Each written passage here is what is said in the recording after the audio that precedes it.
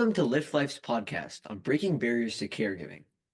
According to the World Health Organization, there are 1.4 billion people with a disability. In the United States alone, the Center for Disease Control finds that more than 1 in 4 Americans have a disability. Their caregivers face immense challenges in caring for their loved ones. Accessing available resources has always been a challenge. I'm Shiva, an eighth grader at Lake Highland Preparatory School, and today we have a very special guest, Mr. Armando Contreras, the CEO of United Cerebral Palsy. UCP is an incredible organization dedicated to empowering individuals with disabilities and their families by providing resources, advocacy, and support. In this episode, we'll dive into the challenges people with disabilities and their caregivers face, the amazing work UCP is doing, and how we can all make the world more inclusive. If you're a caregiver, an advocate, or just someone who wants to learn how to make a difference, this conversation is for you. So, hi, Mr. Contreras. My first question is, for those unfamiliar, can you explain what UCP does and who it serves? Yes. Hi, Shiva. First of all, I want to thank you. It's an honor to be on your podcast, Live Life. And I am honored that and also pleased of the work that you do as a young man and putting this podcast together. So an honor for me as the president and CEO of United Cerebral Palsy, the national office. I'm glad to be here with you. So we were founded 75 years ago, and we were founded by a group of individuals like yourself, parents that wanted something much more for their children that had cerebral palsy. And at that time, 75 years ago, what was common for people with disabilities was they would go to institutions. So they would be taken as a child, or maybe some as an adult, and then they would be placed away from home. And these caring parents and professionals said there has to be more than that. So that's when they created United Cerebral Palsy to look at different types of services and programs that could keep their children at home.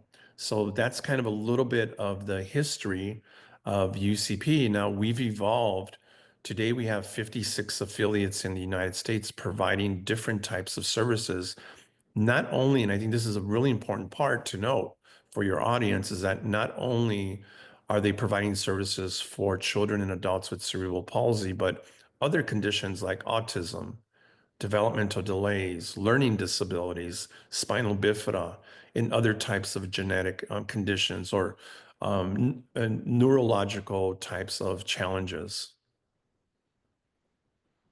Okay. So, can you share a bit about your journey and what actually led you to United Cerebral Palsy? Yeah, Shiva, I've been asked that question probably every time I'm in an interview or a podcast or a television show, or at a conference. And to be honest with you, the first reason why I was asked to run an organization, which was my first one was UCP of Central Arizona. And that is an affiliate of the national office now that I run the national office. But I was called because I had a business background and I was familiar with connecting with corporations, and I have a fundraising background. So what they wanted to do was really enhance their fundraising and philanthropic efforts in the Arizona community. So that was really the first reason why I got hired, because of my background, the business acumen, taking organizations to a whole other level. But along with that, which really, to be honest and be frank, what came secondary was that my dad had a disability, and that was due to a car accident. So I'm the oldest of the family, and about 62 years ago, or maybe 63 years ago, my dad had a car accident. From that accident, he could not work again. So his injuries were so bad that the doctors had said, "You'll never work again in your life," and that was true. He did not work because of the injuries. He never worked again. in his life. So we kind of grew up in poverty. So that was kind of my lived experience with a dad that had a disability where he had problems walking and he was always in pain. Number one. Number two is that I have two cousins that have cerebral palsy. One of them, actually, both of them are in Mexico. One cousin, while his mom was having during birth, she actually died during the birth. So he had a traumatic birth and he has a severe cerebral palsy, and it's been a really tough journey. So I can relate to that. And then I have a younger cousin with a child that also has cerebral palsy. So that's really where it comes close to me. In addition to that, to my business background and fundraising background, I've always been an advocate, and like you, Shiva, I've always been an advocate, and I was cared for the marginalized. I was cared for the people that are ignored, the people that are being bullied, and I've promised that I would, in my career, spend my time and my efforts to try to do my best to, number one, to make life better for people with disabilities. Second, to be an advocate, but most importantly, is to provide them a space so they can have a voice. Not that I speak for them, but that we can provide a space for them to share their testimonies and share what's important for them. Okay. So it seems you're speaking from from personal experience here. Just real quick, what do you think are some of the biggest misconceptions about cerebral palsy and other disabilities that other people like have? Yeah, I think the probably the main misconception about cerebral palsy is that the majority, or say, I'm going to just say a lot of people believe that there is um, a problem with how they think, that they do not comprehend that somebody with cerebral palsy cannot be part of the fabric of society. And all that's not true. Really, what's happening is that they're trapped in a body. They think they can speak, right? They obviously they have a soul like everybody does, but they comprehend like anybody else, except they're trapped in this particular body that parts of their body, maybe only an arm can't move, or maybe the upper body or the lower body can't move, or maybe the whole body is affected through the cerebral palsy.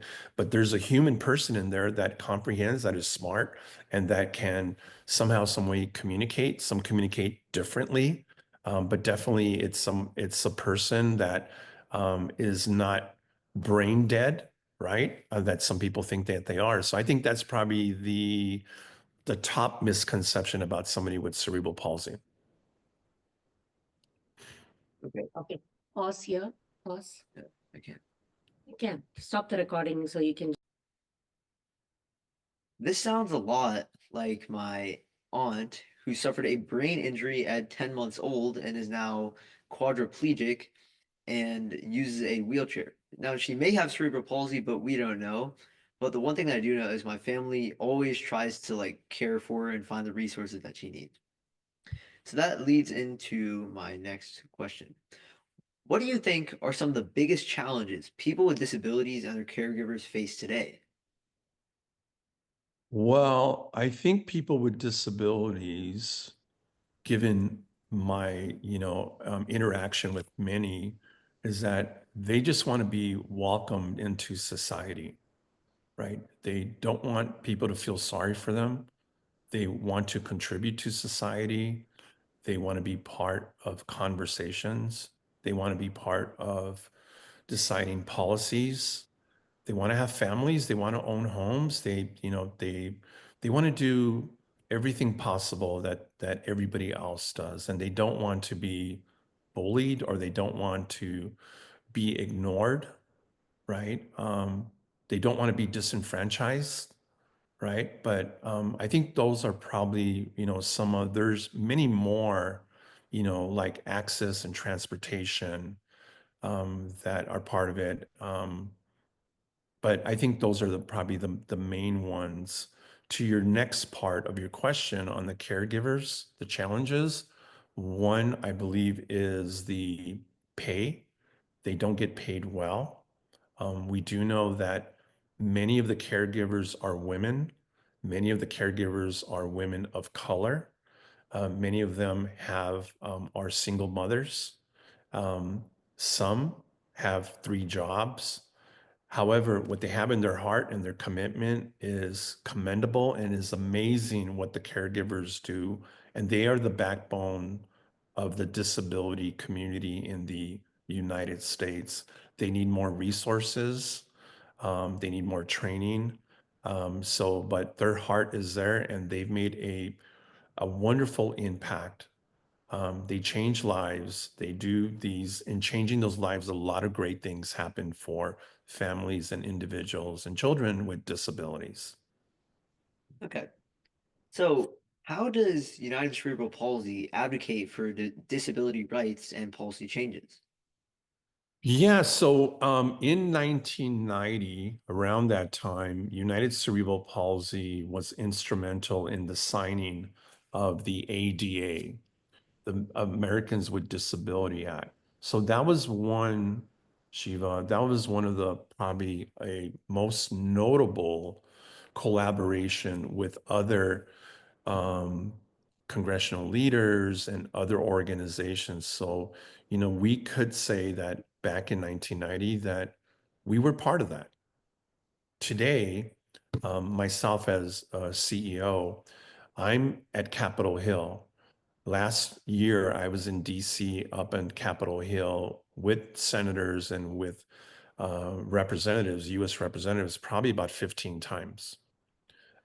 This year, right after inauguration, which was January 21st, I was up on Capitol Hill speaking to freshman representatives, and I was also speaking to freshman senators, either with them or their staff.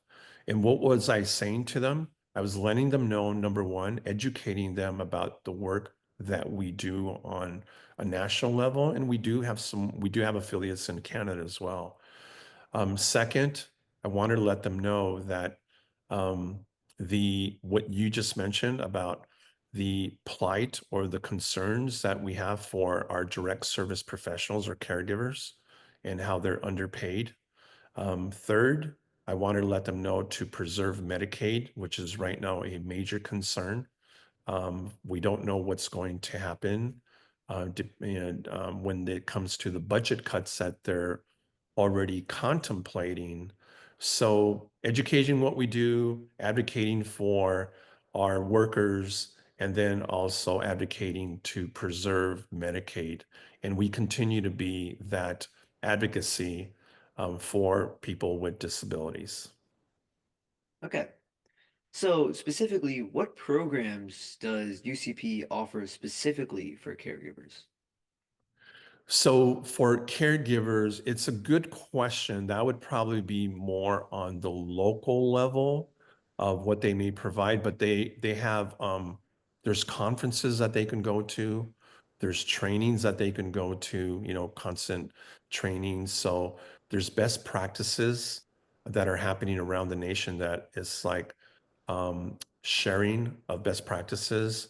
So there's trainings I think that's really important for them as well, for best practices and for the latest and greatest things that they can do while they are caring.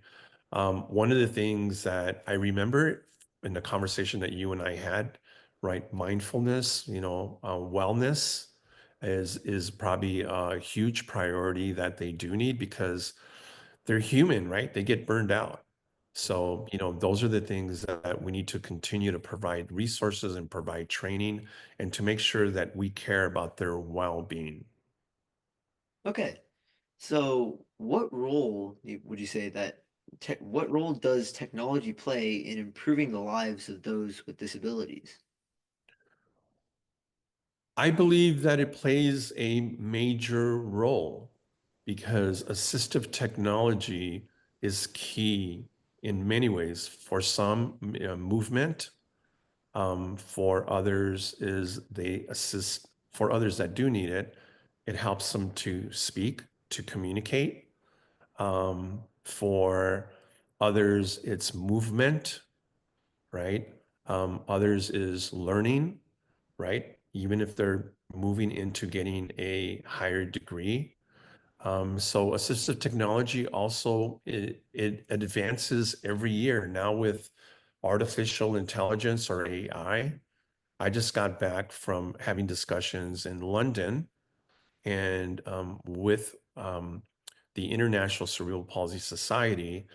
And what they're looking at, and we are looking at here too, is that there are certain AI or apps that can begin to actually diagnose or actually look at movement of an infant and to, I think they're working on the exact science, but can give an idea to a doctor, a medical professional, that if the child perhaps may have some disability, right, related to their movement. So these are all major advancements that are happening related to assistive technology. I mean, one partnership that we have is with Waymo, and Waymo is a uh, autonomous vehicle that is an electric vehicle that does not have a driver. And we're working closely with them that in the future that would be essential for people with disabilities to get from point A to point B, right? Right now, if a person is able to get into the car, it's available only in certain cities. So it's an amazing technology, but technology definitely is something that we want to learn more about, and it's something that we really need to be educated. And the other thing, Shiva, that's really important for families that are looking for technology, they really have to research and find out what is the right technology for that child, for that teen, the right technology for that adult. Okay. So, how would you say is UCP innovating to meet the needs of the next generation? I think one is in our research. So we have a research council. It's the UCP Research Council, and it's co-chaired by Valerie Piercini and also Dr. Michael Kruer. Both of them are highly regarded, highly respected professionals in the world of cerebral palsy. So, they are the ones that are having this dialogue on a national and international level about breakthroughs. They're trying to learn a little bit more about cerebral palsy, right? We're in the past, Shiva, the what we did know in the past is that cerebral palsy started from a traumatic birth, and that the child somehow lost oxygen during the birth, and then that began to snowball, and then toxins began to develop in the brain. And then 2 or 3 years later, or in some cases 4 or 5 years later, then they have determined or diagnosed that that child has cerebral palsy. What's happening today is that it's not just a traumatic birth, but also, and I'm not a scientist, just to let you know, or a researcher or a medical doctor, that what I understand is that they are looking at perhaps even genetically that there could be at least two paths. One is traumatic birth, and another is that there's some genetic issues that they're born with cerebral palsy. But those advances where early detection comes into place, the quicker we find out, that pediatricians, that medical doctors find out that an infant has some type of disability, the quicker then we can provide them with early intervention that's going to make a huge difference in their life. Great. So, are there any upcoming initiatives or programs? Well, on the national level, we are in a conversation about sharing best practices or sharing breakthroughs. In my conversations that I've had on an international level, for example, the meetings that I just came back from in London, the things that came to the discussion was that the challenge of sharing best practices globally, when one country may have some breakthroughs or a particular initiative that could be important globally, there's a challenge of how that's being shared. So what we're thinking about in partnership with the International Cerebral Palsy Society, we're talking about how best can we coordinate a conversation or maybe have a global conference so then we can share that information not only to researchers, but to families and to people with disabilities. So that's probably one of the kind of the bigger initiatives. The other initiatives that we're having today related to advocacy is really collaborating and coming together many organizations to make sure that we advocate for the preservation of Medicaid, right? So something that, because there's a hesitation and a concern right now is that an initiative to come together as a larger group so we can leverage and really educate the folks that make those types of decisions, right? Um, the other is the initiative for us, and it's one of our top goals, is to bring brand awareness, to let the country know that United Cerebral Palsy, and I mentioned it earlier, that we serve children and adults not only with cerebral palsy, but other conditions. And we want to make sure that through this initiative and campaigns that we're doing, that we're 75 years old, that we have a storied brand, that the quality of services that we provide is one of the top services that we provide in the country. So that's a kind of a brand awareness initiative. I shared some advocacy initiatives, some research initiatives, and the last initiative I can say that we're doing is that we are trying to grow our footprint. So there are certain states in the United States that we are not present, like Texas, but we're now making concerted efforts to grow our brand and to be in those particular areas where we are currently not. Okay. So, what's your vision for the future of disability support and advocacy? Well, I guess one of the bigger visions is if we weren't in business, maybe that would be a good thing. That in the future, wouldn't it be great that we would have cures? I don't think that's going to happen tomorrow, but that would be a great vision. But I want to be clear is that not all of the disability community is looking for a cure, right? Some of them are just looking just to be part of society. And there's another segment that said, yes, if there could be a cure, then that would be wonderful. So, but I think that's going to be several years from now. So that's one of my visions. The other vision that's probably could come a lot sooner is what I just shared about sharing best practices around the world, because then we can be part of making a difference in remote areas in Africa, in remote areas in different parts of the world where they don't have resources or they don't have actually the know-how to do things, or perhaps, they have maybe grassroots types of movements that they're looking for more health, that we can probably be part of. So it's it's not about just us, but it's about how we can make a difference um, with every human being in the world that has a disability. So obviously, those are visions, and if they're not, you know, if they're not big, then I don't think it's a vision. So, and I guess one of my other visions is that we would be in every single city in the United States, and then slowly begin to be present globally. Okay.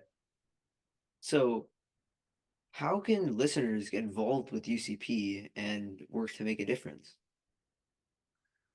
Well, probably the easiest way, Shiva, is to go on our website, go to ucp.org. That's ucp.org. And on our website, it's pretty robust. They can go ahead and research and look for an affiliate that's maybe in their city. Again, we're not in every city, but if they want to, number one, volunteer, they can choose and go to the city that they live in and check to see if there's an affiliate so they can give them a call directly if they want to volunteer. That's number one. Number two, there are careers that are happening that we post careers for people that may want to work for UCP.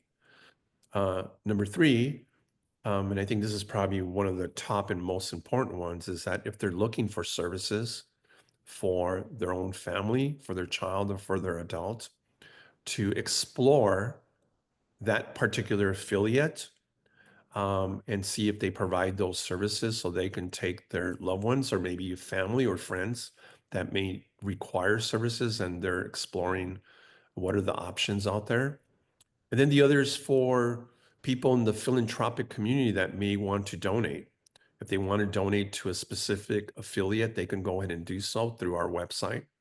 In addition, if they want to donate to the national office, they can go ahead and donate to the national office. So various ways of participating with the UCPs in the United States. They can participate on the national level too, if they wanted to volunteer in certain areas that we're focusing on, like brand awareness, advocacy, development, and increasing our footprint.